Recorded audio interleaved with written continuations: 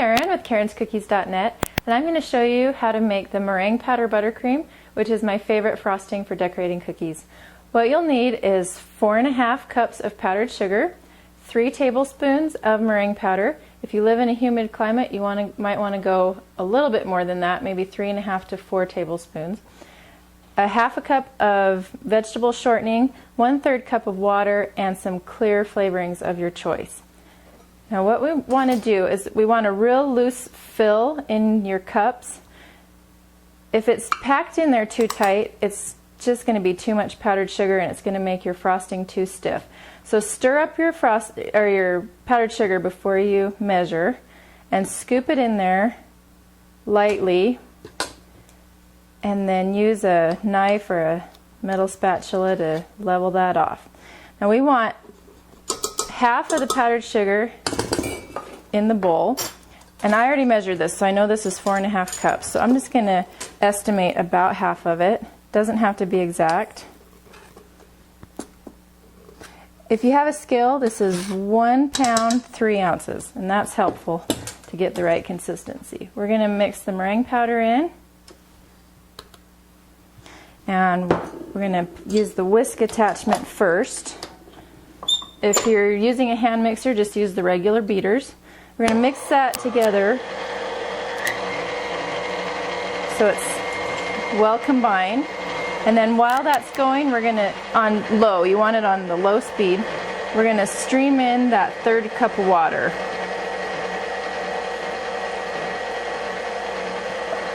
And then just mix it together until it's combined.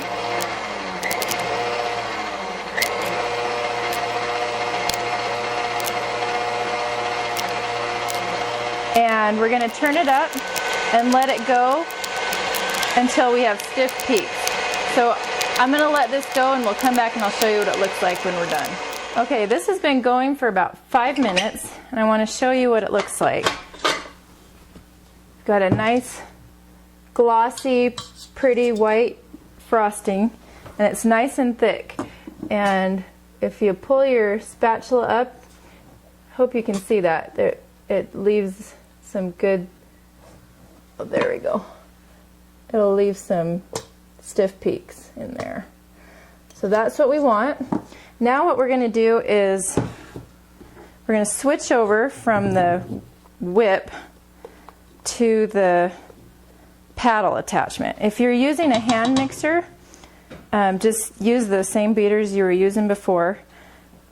And also it's going to take a little bit longer with the hand mixer to get to stiff peaks. But we're going to switch, for the stand mixer, the paddle works better. So what we're going to do is we need to add some flavorings. And make sure that you're using clear flavorings so that it doesn't make your frosting off-colored. Oops. You need about 1.5 teaspoons, maybe 1.25 teaspoons of flavoring. And you can use mixture. I'm going to use about 1 teaspoon of the clear vanilla. Mix that in. Then a little bit, we'll measure, about 1/4 teaspoon of butter. I like the butter, since we're using the vegetable shortening, just gives it a nice buttery, rich taste. And I like just a tiny bit of almond. I don't even measure it. We'll just do a little, like 2 drops. That'll be good. Okay, now we're going to mix in the rest of our powdered sugar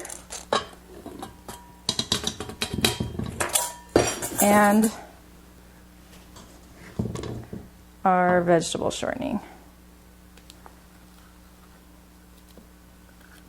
Now the vegetable shortening is okay to add now that we have our stiff peaks, but you don't want any grease in the bowl before you get to that point or it won't work for you. So we're going to put this back on, put the paddle attachment on, and now we need to mix this on high speed for a full 3 minutes. Don't skimp at this point.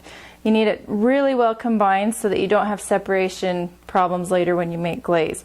So start it out slow, just till it's combined, just so you don't have powdered sugar all over the place. And then once it's pretty well combined, turn that to the highest speed and let it go for 3 minutes. We'll do that and I'll show you what it looks like when it's done. Okay, this has been going for 3 minutes. Let me show you what it looks like. You can see it's a real soft consistency. This isn't stiff at all. It'll hold its shape if you run your spatula through it. You can see the path stays there, but it's really, really soft, and that's what you're looking for. You don't want a real stiff consistency because it's just going to be too hard to squeeze out of the bag. And so look for that really soft consistency. If it's anything other than that, if it is just too stiff when you get to this point, go ahead and add a little bit of water and put it back in your mixer and let it go for a little bit and mix that up. There's no reason to have a real stiff frosting that's hard to squeeze because this soft, nice consistency will work well. Now let me show you how I store this. I have just a little Rubbermaid container here. We'll scrape it into there. You can be a little more thorough than that, but we'll, for time's sake, just get it in there.